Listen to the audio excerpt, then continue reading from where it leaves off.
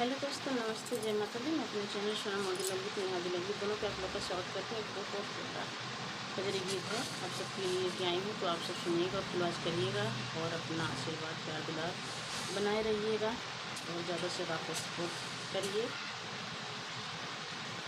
रिम झिम बरसाई सावन महीना कब है नदी के भैया ना। रिम झिम बरसाई सावन महीनवा कब नदी के भैया ना। घेरे आवई काली बदरिया, घेरे आवई काली बदरिया, पैर के बैठे सड़िया ना।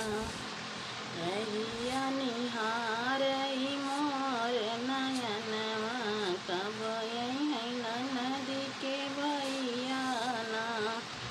रहिया निहारई मोर नयनवा कब है नदी के भैया ना। रिम झिम बरसाई सावन महीनवा कब है नदी के भैया ना। मोर मुरैला बन में नाचई, मोर मुरैला बन में नाचई, बरसई काली बदरिया ना।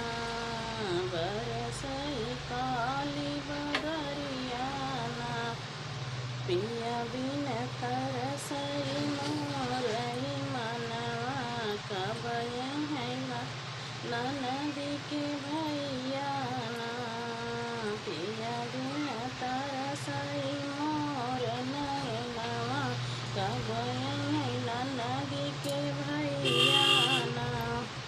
रिम झिम बरसाई सावन महीनवा कब है नदी के भैया ना। रिम झिम बरसाई सावन महीनवा कब है नदी के भैया ना।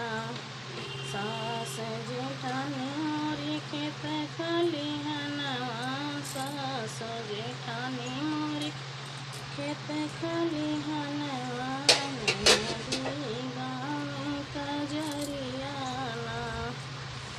नदी गाँव कजरिया ना। बैठे अगन मोर मन हरिसाने, बैठे अगन मोर मन हरिसाने कब है नदी के भैया ना। कब है नदी के भैया ना। रिम झिम बरसाई सा